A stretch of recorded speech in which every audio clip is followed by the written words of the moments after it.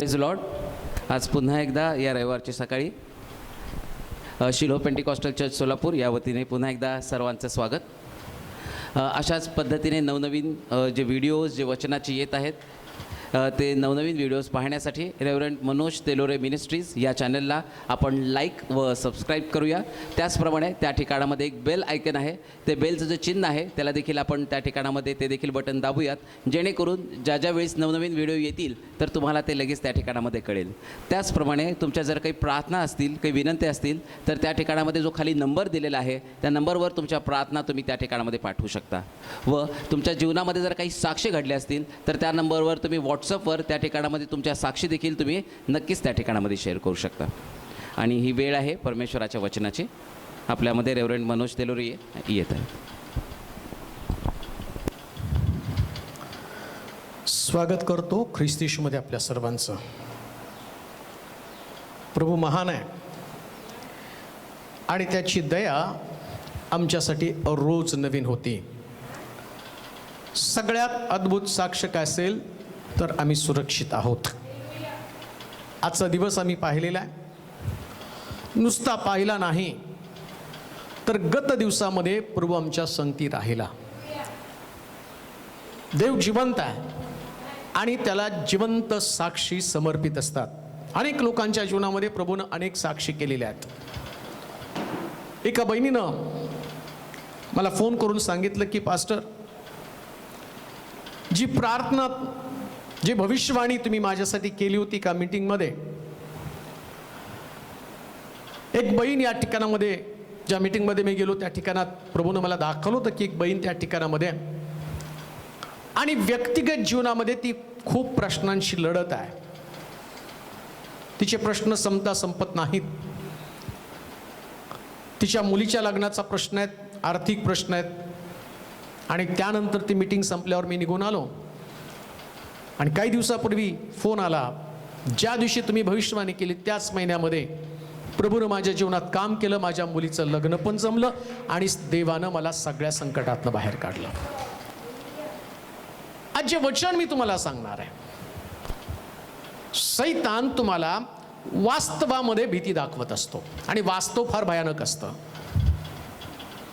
वास्तवातलं जीवन तुम्हाला निराश करतं, कष्टी बनवतं, खिन्न बनवतं आणि तुम्हाला स्वतःला संपवण्यासाठी प्रोत्साहित करतं. म्हणून लक्षात घ्या,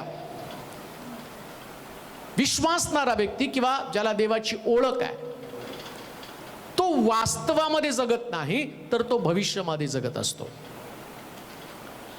वास्तवामध्ये जे तुम्ही प्रश्न तोंड देत आहात ते प्रश्न कठीण आहेत, जटिल आहेत, सुटण्याचा मार्ग नाही. आणि अशा परिस्थितीमध्ये वास्तवातलं जीवन तुम्हाला खिन्न, कष्टी करून तुम्हाला निराशवादी बनवतं. परंतु आज जे देवाच्या वचनातनं मी तुम्हाला सांगणार आहे, वास्तवावर विश्वास ठेवू नका, तर जे प्रभूच्या हातामध्ये लपलेलं आहे, जे सुरक्षित आहे त्याच्याकडे तुमचं लक्ष लागेल. वास्तव फार भयानक आहे आणि सैतानाचं काम काय, जे वास्तव आहे ते तुम्हाला दाखवावं. जे तुमची अवस्था आहे, जे तुमचं संकट आहे, जे तुमचं आजारपण आहे, ज्या तुमच्या अडचणी आहेत, निश्चित वास्तवामध्ये त्या आहेत. परंतु देव ही संकल्पना, देव ही व्यक्तीच तुमच्या समोर यासाठी आहे की तो वास्तवातनं काढून वास्तववादी नाही तुम्हाला बनवत, तो तुम्हाला भविष्यवादी बनवतो. आमेन. हालेलुया.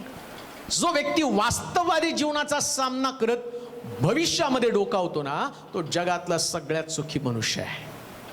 एक वचन आपण वाचणार आहोत, 2 कोरिंथीकराचं पत्र आणि त्याचा 5वा अध्याय आणि त्याचं 7वं वचन. आज जे मी तुम्हाला सांगणार आहे वास्तव. आम्ही विश्वासाने चालतो. आम्ही विश्वासानं चालतो. डोळ्यांनी दिसते, डोळ्यांनी दिसतं त्याप्रमाणे चालत नाही.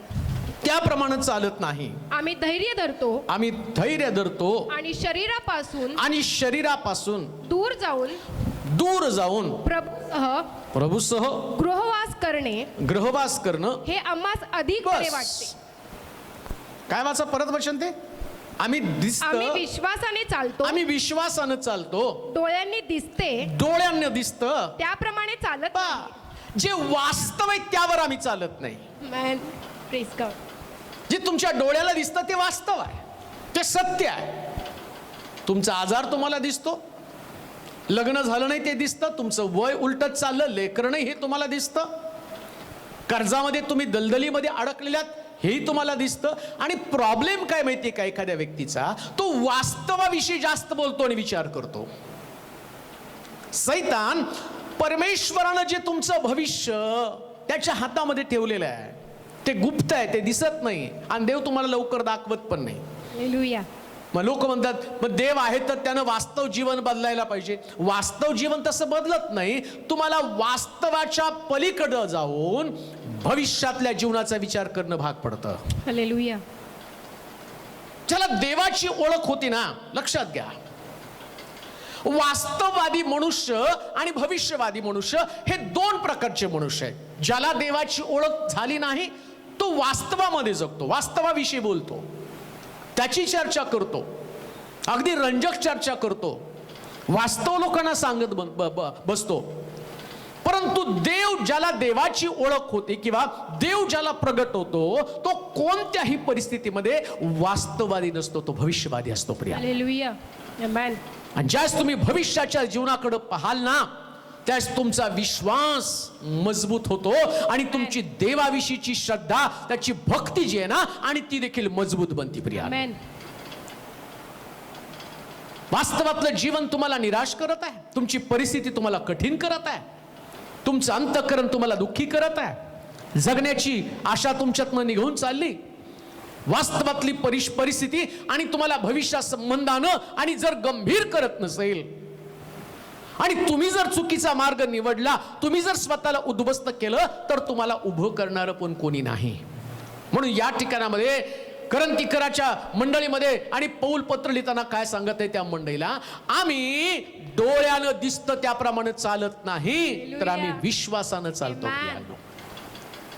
काढून टाका, वास्तव परिस्थिती ही तुमचं शेवटचा टप्पा नाही, तुम्ही मध्यावर्ती आणि ठिकाणामध्ये आलेला आहात. ज्या देवानं तुम्हाला जन्माला घातलं ना, तो शास्त्र सांगतं तुमच्या जन्माच्या अगोदर देवानं तुमच्यासाठी योजना करून ठेवलेली आहे. आमेन. मोशे जन्माला आला त्याचं वास्तव काय होतं, जेवढी संतान आहे तेवढी मारून टाकावी हे त्याचं वास्तव आहे. पण देवानं त्याच्यासाठी योजना काय करून ठेवली, ती तुमच्यासाठी एक उद्धार करता मी पाठवेल, 450 वर्षानंतर तुमच्यातला बंदिवास मी काढून टाकेल. आणि वास्तव काय होतं, वास्तव त्या ठिकाणामध्ये आम्ही पाहतो की जेवढे मोशेच्या काळामध्ये लेकरं होती त्या सगळ्याला मारलं जात होतं. आता मोशेचं वास्तव काय, तो पण मरणार होता. कसं तरी 3 महिने त्याच्या आईनं त्याला लपवून ठेवलं. पुढं तिला ते लपून ठेवणं कठीण चाललं आणि मग त्याच्या आईनं त्याच्या बहिणीनं पेटारा केला, त्या पेटाऱ्यामध्ये टाकलं. हे वास्तव आहे. मरण्यासाठी त्याला पाण्यात सोडून दिले, हे वास्तव आहे.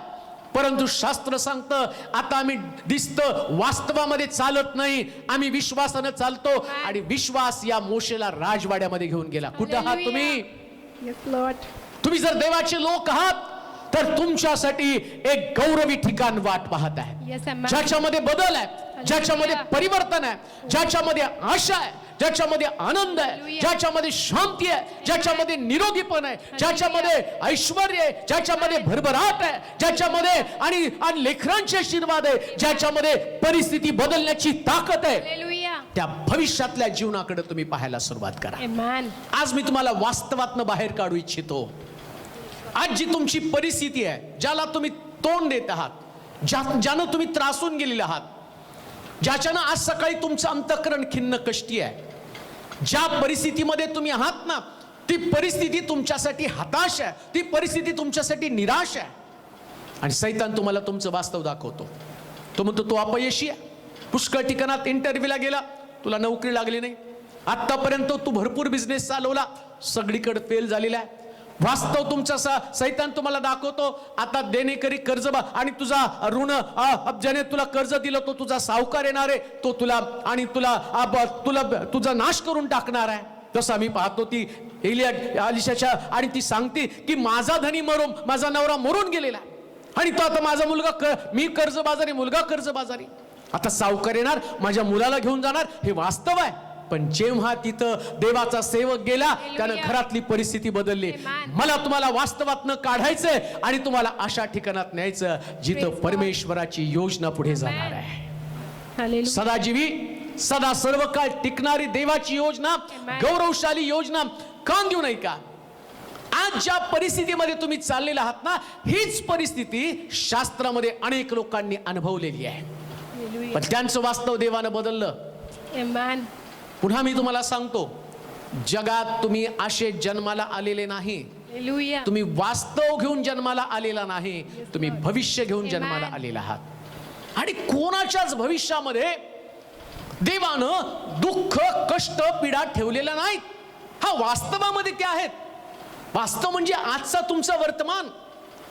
आजच्या वर्तमानामध्ये ज्या प्रकारची परिस्थितीला तुम्ही तोंड देत आहात हे तुमचं वर्तमान, पण हे वर्तमान बदलणार आहे.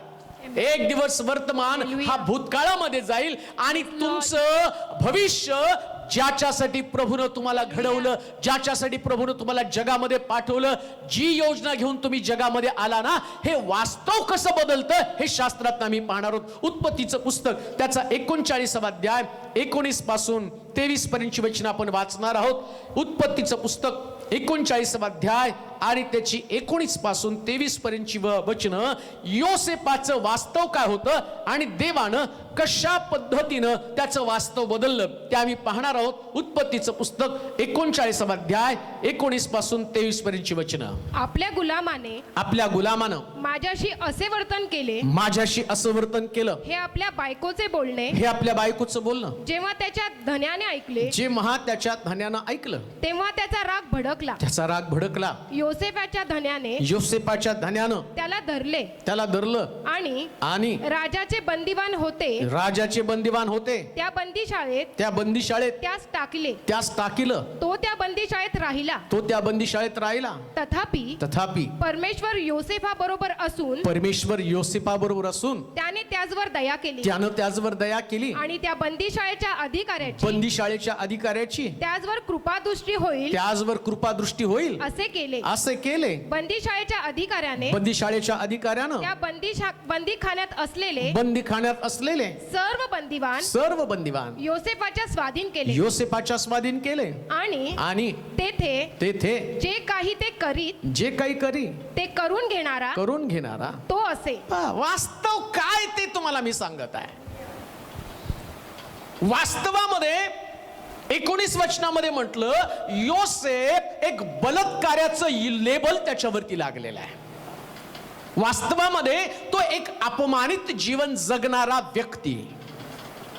वास्तवामध्ये त्याच्यावरचा गुन्हा किंवा त्याच्यावरचा दोष काय, त्याचा धनी त्याच्यावरती चिडलेला आहे. आज वास्तवातल्या परिस्थितीचा सामना तुम्ही करत आहात. जिथं तुम्ही काम करता त्या कामाच्या ठिकाणामध्ये कदाचित तुमचा अधिकारी, तुमचे सहकारी काहीतरी कुभांड रचून तुमच्यावरती ब्लेम करत असतील, तुम्हाला निराश करत असतील आणि वास्तवातलं जीवन तुम्ही जगत असताना तुम्ही असं म्हणता की इथं माझं करिअर संपलेलं आहे, मी इथं पूर्ण बर्बाद झालेलो आहे. जो गुन्हा मी केला नाही त्या गुन्ह्याची शिक्षा मला भोगावी लागत आहे. देवाच्या लोकांच्या बाबतीमध्ये बऱ्याच वेळा हा अनुभव त्यांना येतो. मानहानी सहन होत नाही वास्तवातल्या जीवनामुळं. कदाचित आम्ही आमच्यावरती झालेले दोष, या दोषामुळे आम्ही खचून जातो. आम्हाला असं वाटतं की आता असंच मरणार आहे मी कसं लोकांना तोंड देऊ, किती आमचा अपमान झाला, समाजामध्ये मला तोंडवर करण्यासाठी जागा नाही, नोकरीच्या ठिकाणामध्ये माझा पुष्कळ अपमान झालेला आहे. तुमचा काय अपमान झाला? तुम्ही तर तिथे ड्युटी करत आहात, अजूनही तुम्ही त्या कार्यामध्ये मग्न आहात, तुमचं काम तिथं चालू आहे. योसेफाला त्या कामावरून काढलं आणि त्याला बंदीशाळेमध्ये टाकलं. बंदीशाळे हे त्याचं वास्तव आहे. परंतु तुम्हाला सांगू द्या, त्याचं भविष्य काय होतं जे प्रभूनं त्याच्यासाठी सांगितलेलं होतं. 11 तारे तुला नमन करतील, 11 पेंड्या तुझ्या पेंडीला नमन करतील, 11 तारे सूर्य चंद्र हे तुम्हाला नमन करतील. पण योसेफ वास्तवामध्ये काय जगत होता? एक अपमानित जीवन. आज तुमच्या वाटेला हेच आहे. तुम्ही आहात देवाची उपासना करणारे लोक, देवाचे लोक आहात, निवडलेले लोक आहात, परंतु वास्तवातली तुमची परिस्थिती मात्र तुम्हाला एक आव्हान निर्माण करत आहे. तू संदेश ऐकला, देवाचं वचन ऐकलं, एवढे वर्ष देवाचं वचन ऐकलं आणि प्रभू तुला आशीर्वादित करणार आहे असं सांगितलं. आता कुठे तुझ्याकडे नोकरी? उलट तू तर बदनाम आहे. लोक तुला कर्जबाजारी म्हणत आहेत, लोक तुला दरिद्री म्हणत आहेत. जिथं कामाला जातो तिथलं तुझं काम पण सुटत आहे, तुझ्याकडे नवीन काम पण येत नाही. लोक तुला नावं ठेवत आहेत, तुझ्या घराण्याला, तुझ्या कुटुंबाला नावं ठेवत आहेत. पण हे जे तुमचं वास्तव आहे, या वास्तवाला बदलणारा देव आज मी तुम्हाला सांगत आहे. हालेलुया. त्याचं नाव येशू आहे. Yes, amen. तो स्वर्गातला देव तुमची परिस्थिती बदलण्याची ताकद त्याच्यामध्ये आहे. म्हणून वास्तवाच्या पलीकडचं पाहायला सुरुवात करा. आणि म्हणून पौल म्हणतो आम्ही दिसतं त्याप्रमाणे चालत नाही. आता वास्तवामध्ये योसेफाला काय दिसतं माहिती का? त्याला दिसतं की तो त्या ठिकाणामध्ये माझा धनी माझ्यावरती रागावलेला आहे. मग योसेफ कदाचित म्हटलं असतं मी ती नोकरी सोडून दुसरीकडे कुठंतरी जाईल. वास्तवामध्ये त्याच्या समोर पुष्कळ शत्रू आहेत आणि एक निंदेचं जीवन, एक अपमानित जीवन. आणि वास्तवामध्ये काय जगत होता तो? जो गुन्हा त्यानं केलाच नाही त्याच्यासाठी त्याला शिक्षा झाली, हे त्याचं वास्तव आहे. बऱ्याच लोकांना वास्तवातल्या जीवनामुळं एवढा मनस्ताप होतो आणि तो म्हणतो आता मरण्याशिवाय गत्यंतर नाही. तुम्हाला माहिती का, पौलाच्या माग हे अमालेकी पलिष्टी लागले ना, त्या पौलाचं काय झालं? पौल म्हटला आता या लोकांच्या हाती सापडून मी मरण्याच्या अगोदर मी स्वतःच मरतो. आणि म्हणून पौल त्यानं भाल्यावरती पडला आणि त्यानं आत्महत्येचा मार्ग निवडला. मी सुन्नत पलिष्ट्यांच्या हाती सापडायला नको, त्यानं आत्महत्येचा मार्ग निवडला. तरी तो मरत नव्हता. वास्तवातल्या जीवनामुळं या शौलानं एवढी युद्ध जिंकली, पण वास्तवातल्या परिस्थितीमुळं आता तो हताश झालेला आहे आणि त्यानं आत्महत्येचा मार्ग निवडला. तरी तो मरत नाही. आणि म्हणून शेवटी एका माणसाला त्यांनी सांगितलं आणि त्यानं म्हटलं माझ्यावरती तलवार चालव. त्यानं त्याचं मुंडकं छाटलं, त्याला मारून टाकलं. कारण वास्तवातलं जीवन तुम्हाला एकतर आत्महत्या करण्यासाठी किंवा मरून जाण्यासाठी प्रोत्साहित करतं, पण भविष्यातलं जीवन तुम्हाला आनंदी बनवतं आणि तुम्हाला जगण्यासाठी प्रोत्साहित करतं. म्हणून योसेफ त्याही बंदीशाळेमध्ये असताना त्यानं कुठल्याही प्रकारे आपल्या अंतकरणाला खिन्न कष्ट केलं नाही आणि प्रभूनं त्याचं वास्तव बदलायला सुरुवात केली. आणि ज्यावेळेस तो बंदीशाळेमध्ये होता तिथंच देव त्याचं काम त्यानं कामाला सुरुवात केलं आणि भविष्याला सुरुवात केली. खान देऊ नये का, एकेकाळी वास्तवात खड्ड्यात असणारा योसेफ आता बंदीशाळेमध्ये, आणि बंदीशाळेमध्ये देव त्याचं वास्तव बदलू लागला. कारण देवाला तुमचं वास्तव बदलायचंय. आणि आज मी तुम्हाला देवाचं वचन सांगत असताना एक गोष्ट सुरुवात करा, देवाच्या वचनाला स्वीकारा. कारण तुमचं वास्तव आता रूपांतरित होणार आहे. तुमचं वास्तव आता त्याचं परिवर्तन होणार आहे. तुमची वास्तवातली परिस्थिती बदलण्यासाठी स्वर्गातला देव आपल्या स्थानावरून उठलेला आहे. बायबल सांगतं योसेफ वास्तवामध्ये ज्या परिस्थितीत होता, वाचा बरं ते वचन. आपल्या गुलामाने हा. माझ्याशी असे वर्तन केले, माझ्याशी असं वर्तन केलं. हे आपल्या बायकोचे बोलणे, आपल्या बायकोचं बोलणं जेव्हा त्याच्या धन्याने त्याच्या ऐकले धन्यानं ऐकलं, तेव्हा त्याचा राग भडकला. त्याचा राग भडकला. योसेफाच्या धन्याने योसेफाच्या त्याला धन्यानं धरिले त्याला धरिलं. आणि राजाचे बंदिवान होते, या राज्याचे बंदिवान होते. त्या बंदीशाळेत त्यास टाकले. बंदीशाळेत त्यास टाकलं. तो त्या बंदीशाळेत राहिला. तो त्या बंदीशाळेत राहिला. तथापि परमेश्वर योसेफा बरोबर असून परमेश्वर योसेफा बरोबर असून त्याने त्याचवर दया केली. पण काय असं घडलं? पोटीपराच्या घरामध्ये, नीट ऐका बरं का, मी जे तुम्हाला सांगते पुष्कळ वेळा तुम्ही ऐकलं, आज नव्यानं ऐका. बंदीशाळेमध्ये याचं भविष्य काय? 11 तारे सूर्य चंद्र नमन करणार. आणि वास्तव काय? हा बंदीशाळेमध्ये. कारण काय? पोटीपराच्या पत्नीनं त्याच्यावरती आरोप केला. आरोप काय? यानं माझ्यावर बलात्कार केला. वास्तविक पाहता योसेफ तर नीतिमान आहे.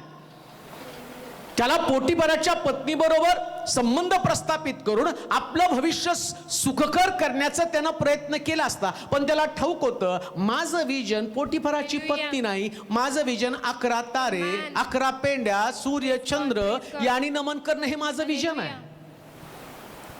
वास्तवातली तडजोड तुम्हाला महागात पडू शकते. योसेफानं वास्तवातली तडजोड केली नाही. Yes, मग Lord. प्रश्न पडतो, देव जर त्याच्या बरोबर होता तर त्यानं पोटीपराच्या घरातनं त्याला बंदीशाळेत का नेलं? कारण देवानं जे वास्तवाच्या पलीकडचं त्याला दाखवलं होतं, 11 तारे, सूर्य, चंद्र, त्याचा जर योसेफाला पोटीपराच्या घरात सन्मानाची वागणूक मिळाली असती तर त्याला बंदीशाळेत जाण्याचा प्रसंग आला नसता, राजाला स्वप्न पडलं नसतं, फारोला स्वप्न पडलं नसतं. आणि त्या स्वप्नाचा अर्थ, जसं योसेफ त्या बंदीशाळेमध्ये असताना प्यालेबेदाराला आणि आम्ही पाहतो आचार्याला 2 स्वप्न पडली आणि मग स्वप्नाचा अर्थ सांगितला. हे लोक राजाकडे गेल्यावर आणि आम्ही पाहतो त्या राजानं आणि त्या ठिकाणामध्ये आम्ही पाहतो की आणि स्वप्न पाहिल्यावर ज्या स्वप्नाचा अर्थ सांगितल्यावर या ठिकाणातलं या गुन्हेगाराने सांगितलं, असा एक स्वप्नाचा अर्थ सांगणारा माझ्या बरोबर जेलमध्ये होता आणि तो तुमच्या स्वप्नाचा अर्थ सांगू शकेल. मग जर योसेफ पोटीपराच्या घरात सुरक्षित असता तर कदाचित ती जागा त्याला मिळाली नसती. खान देऊ नाही का, आजची परिस्थिती तुमच्यासाठी नकारात्मक असेल पण ते तुमच्या यशाची पहिली पायरी आहे. तिथून तुमच्या यशाला, प्रगतीला सुरुवात होणार आहे. म्हणून वास्तवावर विश्वास ठेवू नका, भविष्यावर विश्वास ठेवून आपल्या आत्मिक जीवनाचं वाटचाल करायला सुरुवात करा. दिसतं त्याप्रमाणे चालू नका. Amen. तुमच्या डोळ्याला न दिसणाऱ्या गोष्टीमध्ये चालायला सुरुवात करा. Hallelujah. Amen. आम्ही दिसतं त्याप्रमाणे चालत नाही. कदाचित योसेफाला लुसिफर म्हणत असेल, त्याची भावंड म्हटले ना, अरे स्वप्नदर्शी. लुसिफर पण त्याला चॅलेंज करत असेल, कुठे तुझे 11 तारे, कुठे सूर्य चंद्र, कुठे 11 पेंड्या नमन करणाऱ्या? योसेफानं तिथंच त्या लुसिफरला सांगितलं असेल, पिक्चर अभी बाकी आहे. Hallelujah. इथं जे तू पाहतोस ना, हे वास्तव तू पाहतो. मी तर ते दिवस पाहत आहे की ज्या दिवसामध्ये फारो मला सांगणार आहे, मी नुसता नावाला राजा आहे, Hallelujah. सगळे अधिकार मी तुझ्याकडे देणार आहे. तो वास्तवातल्या परिस्थितीकडे पाहत नाही. लक्षात घ्या, वास्तवातल्या परिस्थितीला हसा का? कारण तुमचं वास्तव बदलणारा देव Hallelujah. तुमच्या बरोबर आहे. योसेफाला काय म्हटलं, वाचा त्या बंदीशाळेमध्ये. तथापि परमेश्वर योसेफा बरोबर असून परमेश्वर योसेफा बरोबर असून त्याने त्याचवर दया केली त्यानं त्याचवर दया केली आणि त्या बंदीशाळेच्या अधिकाऱ्याची त्याचवर कृपादृष्टी होईल. वास्तव दिसतं बंदीशाळेमध्ये आणि न दिसणारी गोष्ट. Hallelujah. आता देव योसेफा बरोबर काही दिसत नाही, पण लिहिलंय तिथं Hallelujah. अदृश्य देव. कसं काय देव त्याच्या बरोबर होता बंदीशाळेमध्ये? एखाद्या जेलमधल्या एखाद्या व्यक्तीवरती आणि बलात्काराचा गुन्हा टाकल्यावर प्रश्न पडतो, याच्या संगती कसा देव असेल? त्यानं ते पाप केलं नव्हतं पण लोकांना तर दिसतं ना ते पाप. म्हणून लक्षात घ्या, तुमचा गुन्हा लोकांसमोर सिद्ध झालेला असेल, त्या गुन्ह्याची शिक्षा तुम्ही भोगत असाल, पण तुम्ही नीतिमान असाल ना, Hallelujah. तर ज्या ठिकाणात तुम्ही आहात तिथं प्रभू तुमच्या संगती असतो. Amen. देव तुमची सोबत सोडत नाही, लोक Yes, सोडतात. Lord. भावानी सोबत सोडली. जिथं पोटीपराच्या घरात इमानी इतबारे राहिला, त्या पोटीपरानं त्याला बंदीशाळेत टाकून दिलं. पण सगळ्यांनी टाकलं तरी देव तुम्हाला Hallelujah. कधीच टाकत Amen. नाही, कारण तो देव आहे. Yes, Lord. युगाच्या समाप्तीपर्यंत मी तुझ्या Yes, संगती amen. राहीन, हे त्याचं अभिवचन आहे. Praise God. Praise. वास्तवातल्या परिस्थितीवरती विश्वास ठेवू नका. तिथं देव त्याच्या संगती होता आणि शास्त्रात लिहिलं, त्या अधिकाऱ्याच्या अंतःकरणात त्यानं काम केलं Hallelujah. आणि सगळ्याचा मुख्य अधिकारी योसेफाला केलं. Hallelujah. मला तुम्हाला सांगायचं, तुमचं प्रमोशन तुमची वाट पाहत आहे. Amen. हे Yes, तुमचं Lord. वास्तव नाही. Hallelujah. जी गोष्ट तुम्हाला दिसत नाही, तुम्ही म्हणाला आता तर मला आणि माझ्याकडे मेमो आहेत, आतापर्यंत तर माझ्यावरती ब्लेमिंग झालेले आहे, माझ्यावरती दोष ठेवलेले आहेत आणि माझं तर सगळं सर्व्हिस रेकॉर्ड खराब आहे. पण तुम्ही तुमच्या सर्व्हिस रेकॉर्डवर विश्वास ठेवू नका. रेकॉर्ड निर्माण करणाऱ्या देवावरती विश्वास ठेवा. या देवानं याचं काय रेकॉर्ड निर्माण केलं माहिती का? इथून एक बलात्कारी व्यक्ती ज्याच्यावरती दोष होता, बलात्कारी, पण आता तो मिस्रावरती सगळ्यात मोठा अधिकारी झाला. बायबल सांगतं, दिसतं त्याप्रमाणे चालू नका, तुम्ही विश्वासानं चाला. विश्वासानं तुमची देव तुमची परिस्थिती बदलणार आहे. दुसरी गोष्ट मी वाचूया, अब्रामाचं वास्तव काय होतं. उत्पत्तीचं पुस्तक 17 अध्याय आणि त्याचं 15 पासून 19 पर्यंतचं वचन. आज तुमचं वास्तव मला बदलायचं आहे, जे देवाच्या वचनामध्ये लिहिलंय. उत्पत्तीचं पुस्तक 17 अध्याय आणि त्याचं 15 पासून 19 पर्यंत वचन वाचा. मग देवाने मग देवानं अब्राहमास सांगितले, अब्रामास सांगितलं, तुझी बायको साराय तुझी बायको सारा हिला यापुढे साराय म्हणावयाचे नाही, साराय म्हणायचं नाही, तर तिचे नाव तिचं नाव सारा राणी होईल. राणी होईल. मी तिला आशीर्वादित करीन. मी तिला आशीर्वादित करील. एवढेच नव्हे तर तिच्या पोटी तुला एक मुलगा देईन. तिच्या पोटी तुला एक मुलगा देईल. मी तिला आशीर्वादित करीन. मी तिला आशीर्वादित करील. तिच्यापासून राष्ट्रे उद्भवतील. तिच्यापासून राष्ट्रे उद्भवतील. तिच्यापासून राष्ट्रांचे राजे निपजतील. राष्ट्रांचे राजे निपजतील. अब्रामानं उपडे पडून व हसून मनातल्या मनात म्हटलं, 100 वर्षाच्या काय वास्तव आहे. 100 वर्षाच्या म्हाताऱ्याला मूल होईल काय. 90 वर्षाच्या सारेला 90 वर्षाच्या म्हातारीला मूल होईल काय. अब्राहम देवाला म्हणाला, तो वास्तव त्यानं स्वीकारलं. पण काय वास्तव स्वीकारलं देवा. मला मुलगा नकोय. काय आहे. अब्राहम देवाला म्हणाला, इस्माईल तुझ्या समोर जगला म्हणजे पुरेसं झालं. मग देव म्हणाला, नाही, तुझी बायको सारा हिच्याच पोटी तुला मुलगा होईल. तू त्याचे नाव इसाहाक ठेव. त्याच्या पश्चात त्याच्या संततीशी निरंतर टिकेल. असा करार मी त्याच्याशी करेल. अब्रामाचं वास्तव काय. तो जख्ख म्हातारा झालेला आहे. त्याच्या तोंडावरची हाडं आता दिसू लागलेली आहेत. त्याचे गाल आतमध्ये गेलेले आहेत. 120 वर्ष जास्त काळ जगणार नाही. आता 20 वर्ष. आता 120 वर्षाचं आयुष्य म्हटल्यावर 100 वर्षामध्ये किती जखड म्हातारा झाला असेल. आणि ज्या देव त्याला संतती संबंधानं बोलतो ना, त्या अब्रामाला सहन सुद्धा होईना. त्याला मोठा प्रश्न पडला. आता 100 वर्षाचा म्हातारा कसं काय लेकरू जन्माला घालू शकेल. वास्तव परिस्थिती काय ती तसं लिहिलं. सारा आता आई होऊ शकत नाही. आई होण्याचे सगळे गुणधर्म आता बंद झालेले आहेत. आणि तिचं गर्भाशय पण निर्जीव झालेलं आहे. आता तिचं गर्भाशय कोणत्याही परिस्थितीमध्ये लेकरू जन्माला घालू शकत नाही. म्हणजे सगळं मार्ग बंद झाले हे त्यांचं वास्तव आहे. जखड म्हातारे झाले त्यांचं वास्तव आहे.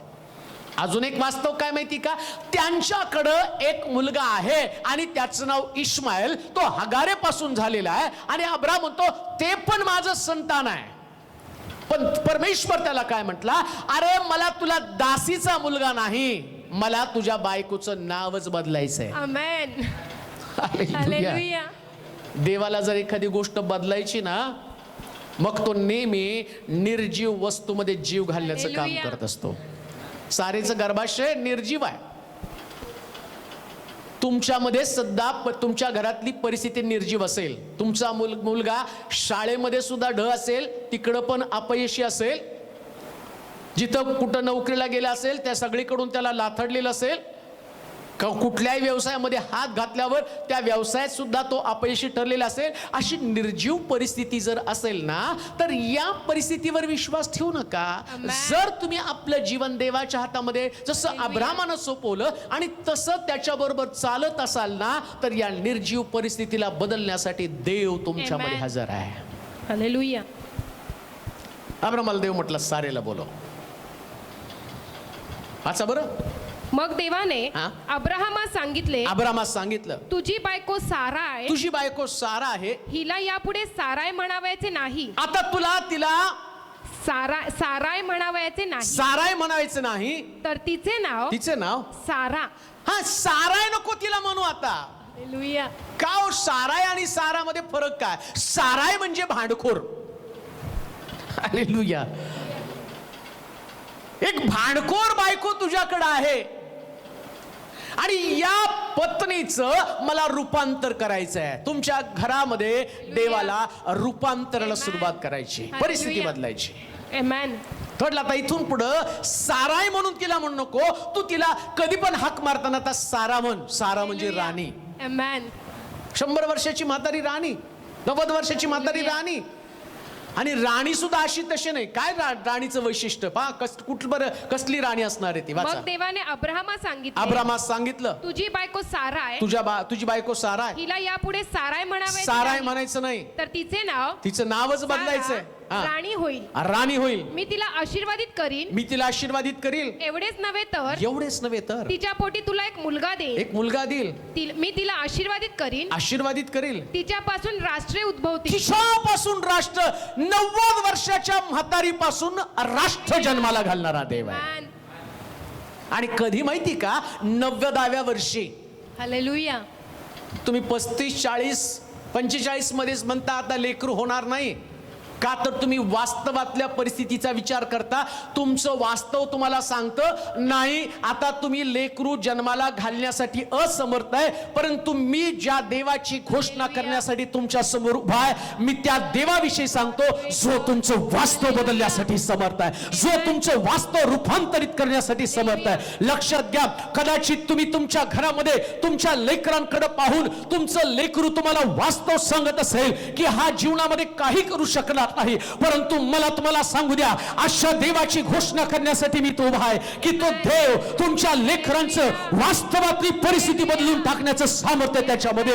निर्जीव वस्तूमध्ये जीव घालण्याची ताकद. कदाचित तुमच्या घरातली व्यक्ती आणि तुमचा भाऊ असेल, तुमची पत्नी असेल, अथवा तुमचा पती असेल आणि या सगळ्यांमध्ये निराशेचं वातावरण असेल, तुमचा भाऊ व्यसनाधीन असेल आणि पुष्कळ प्रयत्न केले असतील आणि तुम्हाला वाटत असेल आता हे कधीच बदलणार नाही, परंतु मला तुम्हाला सांगू द्या, माझा देव ज्याचं नाव यहोवा, माझा देव ज्याचं नाव येशू, आणि तो सगळं बदलण्याची ताकद ज्याच्यामध्ये, तो म्हटला याच्यापासून या सारेला मी एक आशीर्वादित अशा प्रकारची स्त्री बनवणार आहे आणि तिच्या पोटी जो मुलगा देणार आहे त्याच्यापासून मी आशीर्वादित राष्ट्र निर्माण करणार आहे. Amen. आणि त्याच्याबरोबर माझा निरंतरचा करार Hallelujah. असेल. Yes Lord. अब्राम काय म्हणतो बघा, वास्तवाशी कसा तो समरूप झालेला आहे. हा, मी तिला आशीर्वादित करीन. आशीर्वादित करील. एवढेच नव्हे तर तिच्या पोटी तुला एक मुलगा देईन. मुलगा देईल. मी तिला आशीर्वादित करीन. आशीर्वादित करील. तिच्यापासून राष्ट्रे उद्भवतील. राष्ट्र उद्भवतील. तिच्यापासून राष्ट्रांचे राजे निघतील. राष्ट्रांची, म्हणून त्यानं तिला म्हटलं तुझं नाव हालेलुया. साराय नाही, आता सारा आता राणी. काय असणार आहे, सारा खरोखरची राणी तिला बनवणार आहे. कारण राष्ट्रांचे तिच्यापासून राष्ट्रांचे राजे निपजतील. राष्ट्रांचे राजे निपजतील. अब्रामानं उपडे पडून व हसून मनातल्या मनात म्हटलं 100 वर्षाच्या माणसाला मूल होईल काय. 100 वर्षाच्या म्हाताऱ्याला, माणसाला म्हणण्यापेक्षा म्हणेल 100 वर्षाच्या जखड म्हाताऱ्याला मूल होईल काय. 90 वर्षाच्या सारेला, 90 वर्षाच्या म्हातारीला मूल होईल काय. अब्राम देवाला म्हणाला इश्माईल तुझ्या समोर जगला म्हणजे झालं. इश्माईल जगला तर पुष्कळ झालं. पण देव काय म्हटलं बघा, मग देव म्हणाला नाही, तुझी बायको सारा हिच्याच पोटी तुला मुलगा होईल. तू त्याचे नाव इसहाक ठेव. त्याच्या पश्चात त्याच्या संततीशी निरंतर टिकेल असा निरंतर टिकणारा करार करण्यासाठी त्यानं इसहाक जन्माला घातला. तुम्ही कुठं आहात, तुमची वास्तव परिस्थिती बदलण्यासाठी भविष्यातल्या गोष्टीकडे लक्ष द्या. Amen. देव तुमच्या घराण्याशी करार करणार आहे. आमेन. हालेलुया. निरंतरचा करार. आमेन.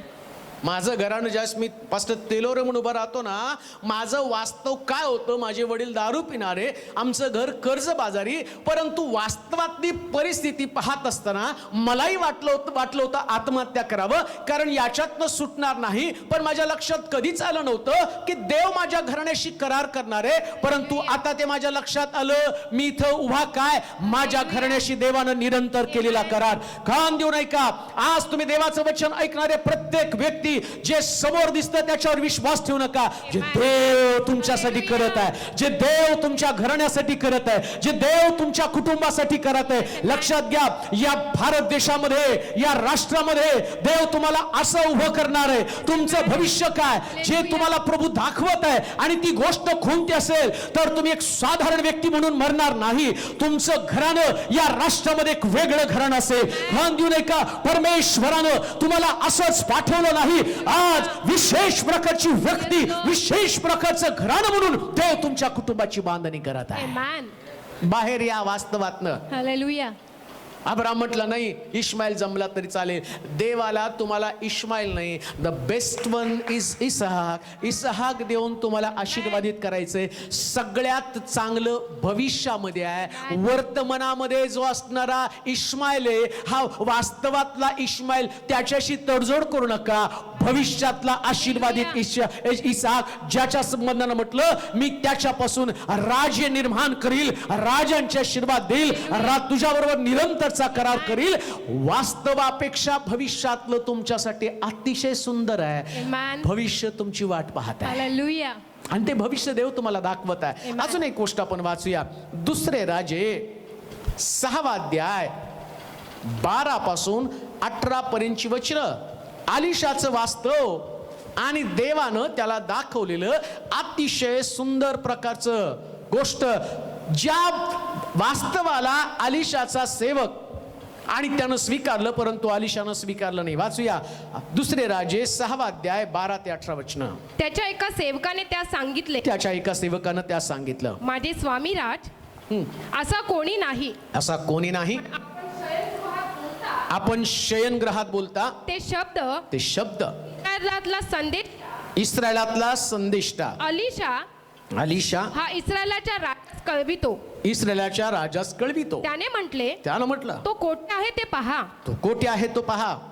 म्हणजे मी माणूस पाठवून त्यास पकडून आणतो. मग तो दोथान येथे आहे. अशी त्यास बातमी लागली. तेव्हा त्यानं घोडे व रथ बरोबर देऊन घोडे आणि रथ बरोबर घेऊन तेथे मोठे सैन्य पाठवलं. त्यांनी रातोरात येऊन नगर वेढलं. सकाळी देवाच्या माणसाचा सेवक उठून बाहेर आला. तेव्हा सैन्याने घोडे व रथ यासह नगरास वेढा दिला आहे असे त्यांच्या दृष्टीस पडलं. तो आपल्या धन्यास म्हणाला, स्वामी हाय हाय, आता आपण काय करावं. तो म्हणाला भिवू नको. बस.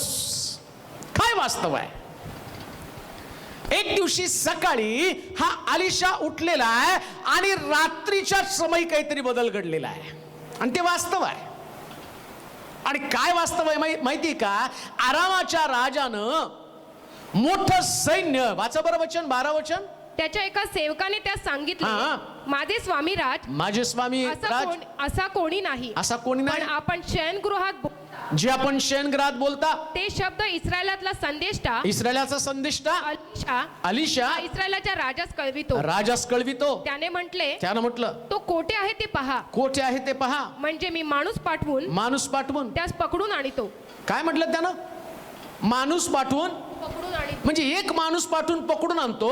पण सैतानाने त्याच्या मनात काय घातलं बघा. पण तो दोथान येथे आहे अशी बातमी लागली. तेव्हा त्यानं घोडे आणि रथ बरोबर घेऊन पाठविले मोठे सैन्य. हालेलुया.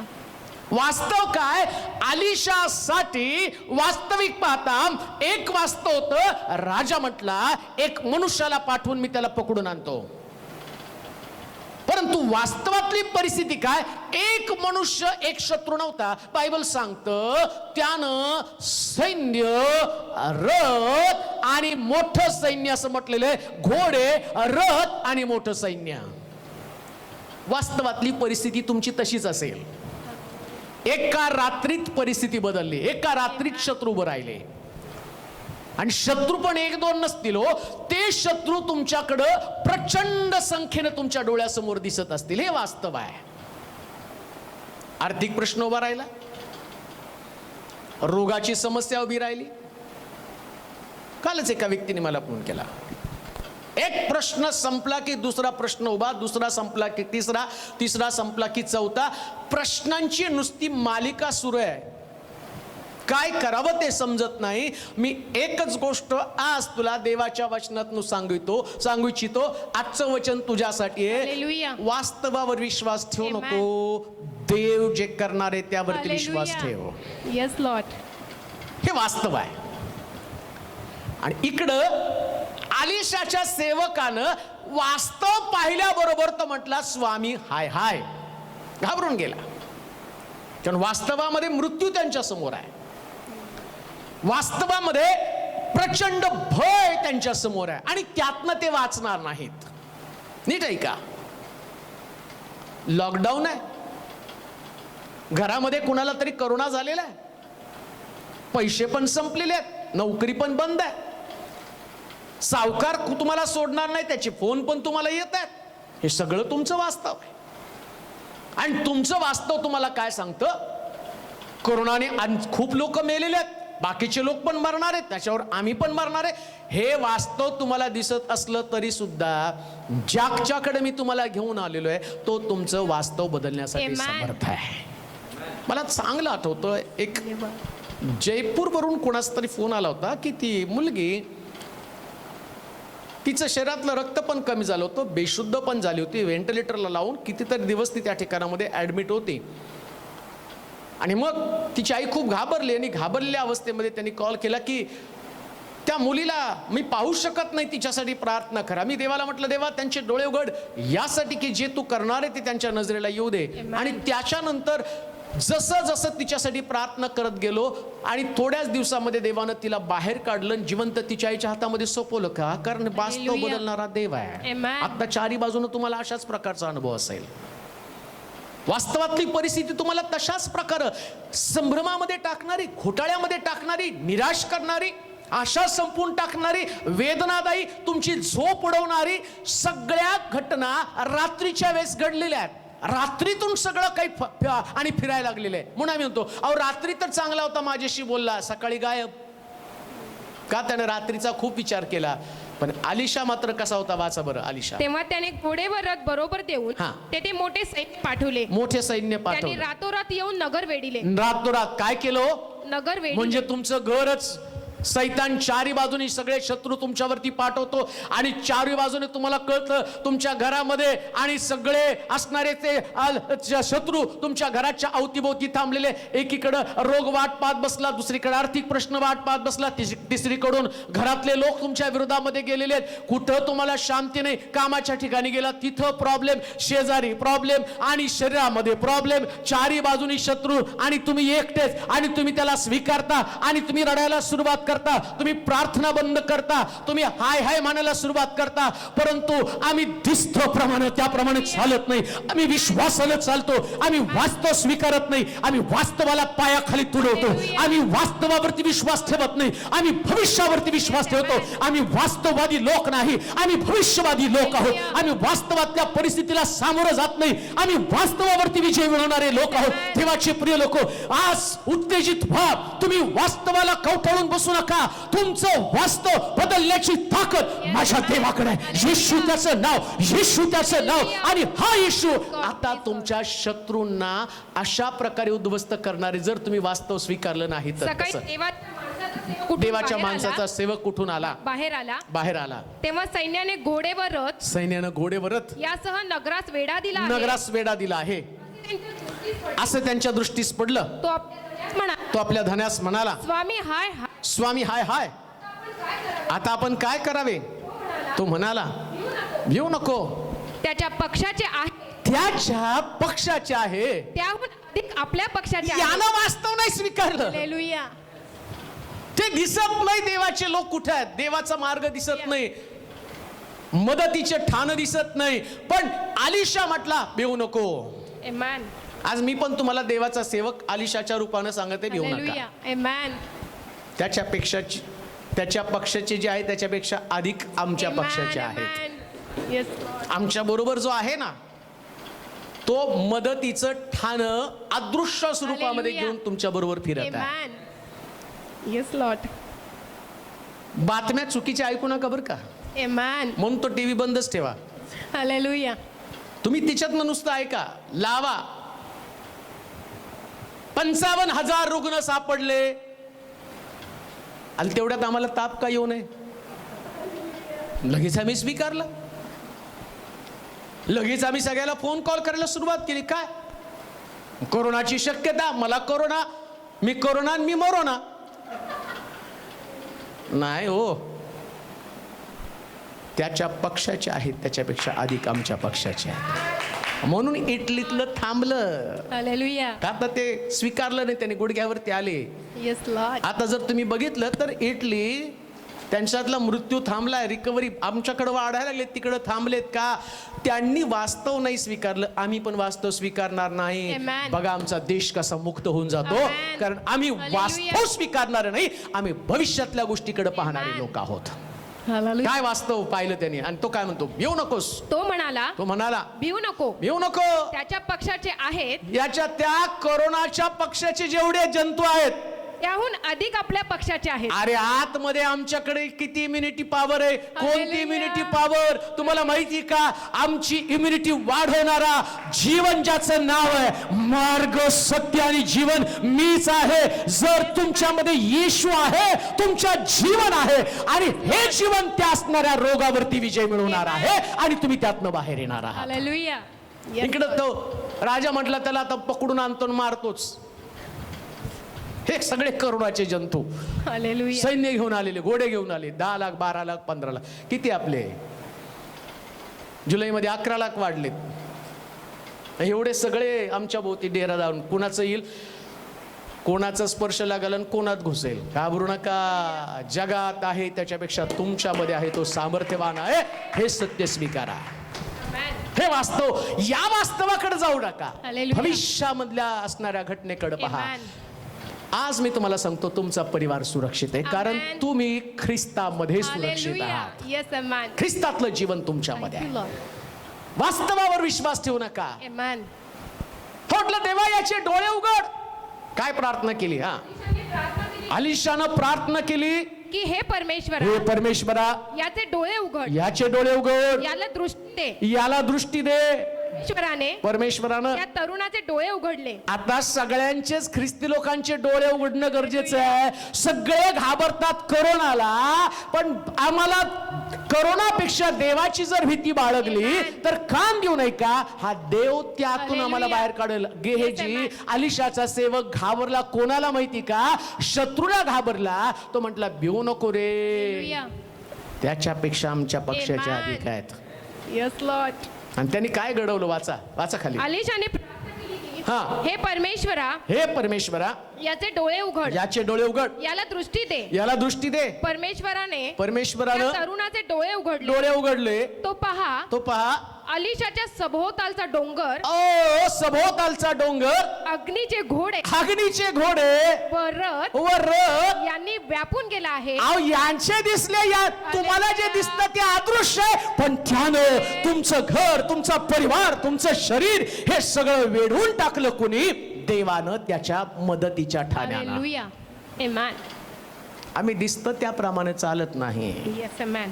आम्ही विश्वासानं चालतो. आमेन. काळजी करू नका, विश्वासानं चालत राहा. आमेन. 21 मध्ये आम्ही जाणार आहोत. आमेन. चर्च पण उघडलं जाणार आहे, प्रार्थना करणार आहोत, सेवा आम्ही करणार आहोत, आत्मे जिंकणार आहोत, Amen. प्रभूचं राज्य आम्ही वाढवणार आहोत. Hallelujah. का? आम्ही दिसतं त्याप्रमाणे चालत नाही. Yes, Lord. फोन करून सांगू नका एकमेकाला. परत आम्ही एकमेकाला भेटतो का नाही भेटतो? भेटतो, एकमेकाच्या Amen. भोकांडी बसून आम्ही एकमेकाला भेटतो. कशाला भेटत नाही? उगाचच घाबरायचं, उगाचच घाबरायचं. अहो, याच्यापेक्षा मोठी मरी इस्रायलमध्ये आली होती, त्यावेळेस लोकसंख्या कमी होती. 20 लाख 30 लाख लोक निघाले मिस्रामधनं, आणि 6 लाख लोक मरीने मेले. 6 लाख लोक मेलेले असताना या मरीचा फटका पुष्कळ लोकांना लागला, पण तिथंच मोशे त्यांच्यामध्ये होता. पण Hallelujah. मोशेला का नाही ते जंतू येऊन चिटकले? हालेलुया. कारण त्याच्यामध्ये देव होता, त्याच्या संगती Amen. देव होता. Hallelujah. जर तुमच्या संगती देव आहे तर भिवू नका. आमेन. त्याच्यापेक्षा, त्याच्या पक्षाचे जेवढे आहेत त्याच्यापेक्षा अधिक आमच्या पक्षाचे आहेत, हे Amen. त्याने स्वीकारलं. कशी परिस्थिती बदलली बघा. बघा आता. हा, अलिशाच्या सभोवतालचा डोंगर, हा, अग्नीचे घोडे अग्नीचे घोडे, व रथ त्यांनी व्यापून गेला आहे. रथ त्यांनी व्यापून गेला आहे असे त्यास दिसले. आरामी लोक अलिशावर चालून आले. चालून आले. परमेश्वराची प्रार्थना केली. मग त्यानं परमेश्वराची प्रार्थना केली, आणि परमेश्वरानं काय केलं? या लोकांस आंधळे कर. आंधळे कर. अलिशाच्या म्हणण्याप्रमाणे अलिशाच्या म्हणण्याप्रमाणे त्याने त्यास आंधळे केले. त्यानं त्यास आंधळ केलं. अलिशा त्यास म्हणाला, अलिशा त्यास म्हणाला, हा रस्ता नव्हे, हा रस्ता नव्हे, तो रस्ता, तो रस्ता, व हे नव्हे, हे नव्हे. ते शहर. हा. प्रार्थना करा, कोरोनाला आंधळ करा आणि त्याला सांगा हे आमचं भारत नाही, हे दुसरंच ठिकाण आहे, हे सोलापूर नाही, हे दुसरंच आहे, हे महाराष्ट्र नाही, हे दुसरंच आहे, दुसरीकडे उसू द्या, त्याला पळू द्या तिकडं. का? कारण बायबल सांगतं वास्तव नव्हे, भविष्य आमच्यासाठी सुंदर आहे. Yes Lord. उठा, उभं राहा देवाच्या गौरवासाठी. निराशेतनं बाहेर या. आणखीन एकच वास्तव मी पाहणार आहोत. योहानाचं शुभवर्तमान 11वा अध्याय 39 पासून 44 ची वचनं. योहानाचं शुभवर्तमान 11वा अध्याय 39 पासून 44 पर्यंत. येशूने त्यास म्हटले, येशूनं त्यास म्हटलं, धोंड काढ. धोंड काढ. त्या मृताची बहीण मार्था त्याला म्हणाली, प्रभूजी आता त्याला दुर्गंधी येत असेल. आता त्याला दुर्गंधी येत असेल, कारण त्याला मरून 4 दिवस झाले आहे. 4 दिवस झाले आहे. येशूने तिला म्हटले, येशूने तिला म्हटलं, तू विश्वास ठेवशील तर देवाचे गौरव पाहशील. देवाचं गौरव पाहशील. असे मी तुला सांगितले नव्हते असे काय? मी तुला सांगितलं नव्हतं काय? यावरून त्यांनी धोंड काढली. त्यानं धोंड काढली. तेव्हा येशूनं दृष्टी वर करून म्हटले, दृष्टीवर करून म्हटलं, हे बापा तू माझे ऐकले, माझं ऐकलं, म्हणून मी तुझे आभार मानतो तुझे. मला माहित आहे मला माहित आहे की तू सर्वदा माझे ऐकतो. नेहमीच माझं ऐकतो.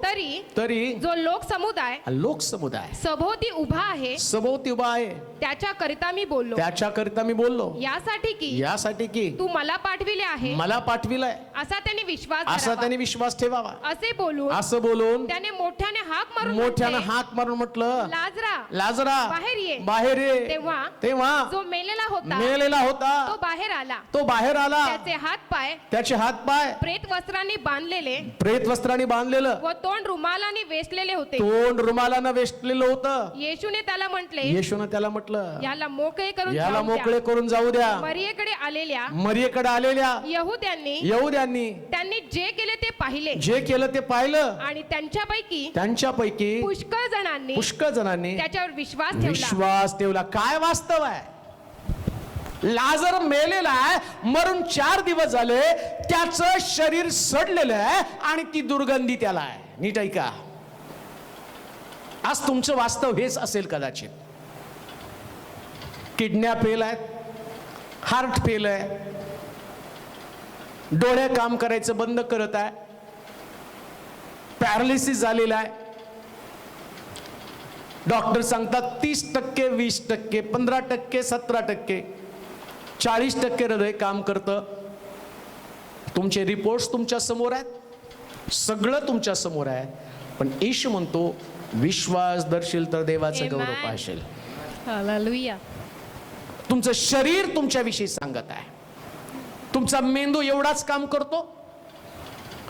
शाळेमध्ये गेल्यावर पण शिक्षकानं सांगितलं, प्रत्येक तुमचा रिपोर्ट तुमच्या मेंदूविषयीची साक्ष देतो. आणि ती साक्ष काय? हा 50% काम करतो, हा 35% काम करतो. ना, ते रिझल्ट तुमच्या समोर आहे. तिथं तुमच्या मेंदूचं प्रोग्रेस कार्ड दाखवलं, याचा मेंदू 35% चालतो. विश्वास ठेवशील तर देवाचं गौरव पाहशील. हो प्रभूजी. विश्वास ठेवशील तर देवाचं गौरव पाहशील.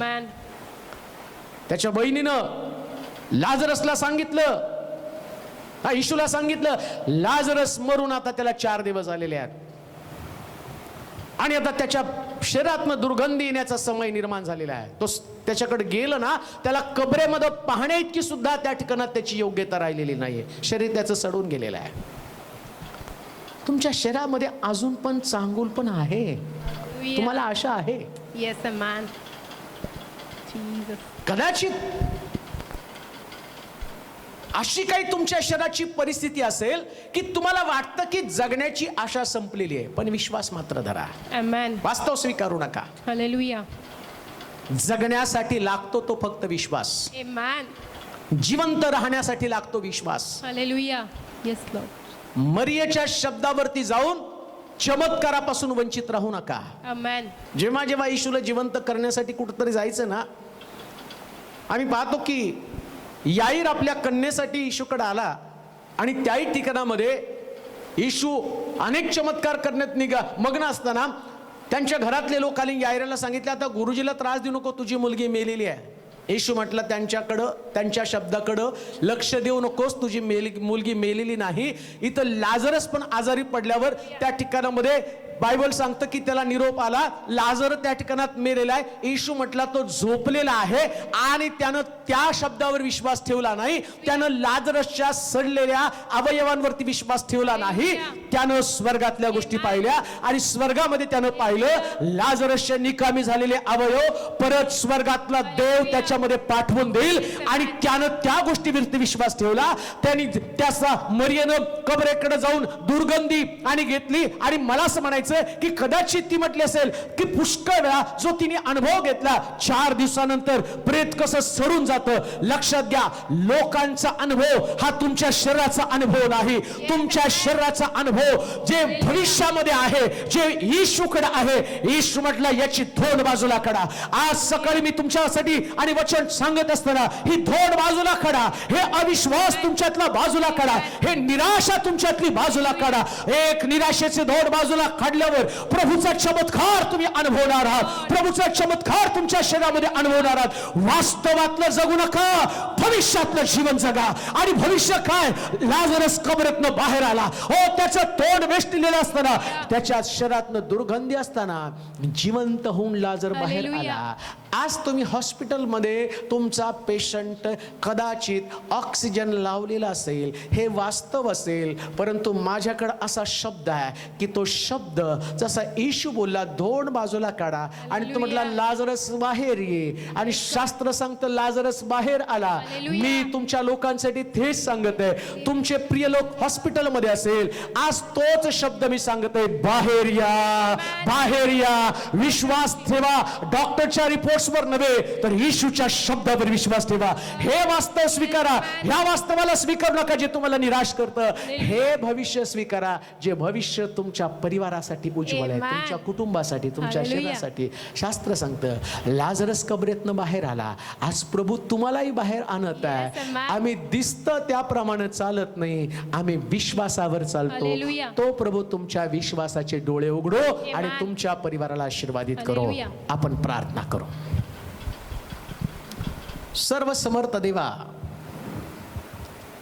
मनापासून तुझी स्तुती करतो. तुझ्या पवित्र गौरव नावाला धन्यवाद देतो. आजपर्यंत आम्ही फक्त वास्तव गोष्टींकडे लक्ष लावलं, निराश झालो, हताश झालो, आजारी पडलो, कर्जबाजारी झालो. या सगळ्या वास्तव गोष्टी आम्ही स्वीकारल्या, परंतु लाजरस कबरेतनं मेलेला जिवंत होऊन बाहेर आला या गोष्टी आम्ही नाकारल्या. आज आमच्या विचारांची पातळी उंच कर. जे मला ऐकणारे टीव्हीच्या माध्यमातून, फेसबुकच्या माध्यमातून, यूट्यूबच्या माध्यमातून, आज त्यांच्या वैचारिक पातळीमध्ये बदल कर. काहींनी आपल्या शरीराला दोष देऊन मोकळे झाले. माझं वय झालं, मला लेकर होऊ शकत नाही, माझं गर्भाशय काम करत नाही. पण आज भविष्य जो विश्वास तुमच्यामध्ये उत्पन्न केला, त्या विश्वासाच्या द्वारे शब्द मी पाठवत आहे तुझा दास या नात्यानं, त्या गर्भाशयामध्ये जीव येऊ दे. आणि जे आजपर्यंत माता होऊ शकला नाही त्यांना माता होण्याचं भाग्य लाभलं जाऊ दे. काहींचे शरीरातले अवयव त्यांना ओरडून ओरडून सांगत आहे तू मरणार आहे, परंतु आम्ही दिसतो त्याप्रमाणे चालत नाही, मी विश्वासानं चालतो. आज तुझं वचन, तुझा शब्द त्यांच्या पर्यंत जाऊन मी आज्ञा करतो त्या अवयवांना त्यांनी कार्यान्वित व्हावं. किडनी, हृदय कार्यान्वित व्हावं. रक्तामधली साखरेची लेवल आणि रक्तामधले असणारी ब्लड प्रेशरची लेवल नॉर्मल राहावी. मेंदूचं काम बंद आहे ते चालू व्हावं, कारण तू शब्द बोलला आणि लाजरसचे सगळे अवयव कार्यान्वित झाले. जे डेड होते ते कार्यरत झाले. प्रभू, आज प्रियजन जे त्यांचे प्रिय लोक हॉस्पिटलमध्ये याच प्रकारच्या अवस्थेमध्ये, त्यांना कार्यान्वित कर आणि मेडिकलचा इतिहास बदलून टाक. कारण आम्ही वास्तवात जगत नाही, आम्ही भविष्यामध्ये जगतो आणि भविष्यातला आमचा देव आमच्यासाठी आशावादी आहे. तुला धन्यवाद देतो, तुझी स्तुती करतो. ऐकणाऱ्या प्रत्येकांची विचाराची पातळी उंच कर. आणि जे जे तुझं वचन ऐकत आहे, जे आजारी आहेत, कोरोनाशी लढत आहेत, त्यांना मरणाचा नव्हे तर साक्षीचा अनुभव घडू दे माझ्या देवा. सगळ्यांमधली भीती काढून टाक. जो देव आम्हाला सुरक्षित राखतो त्या देवाकडे आमचं लक्ष लागू दे. पुन्हा एकदा तुझी स्तुती करत, तुला गौरव महिमा धन्यवाद देत, येशूच्या नावात ही प्रार्थना विनवणी केली म्हणून तो ऐक. आमेन.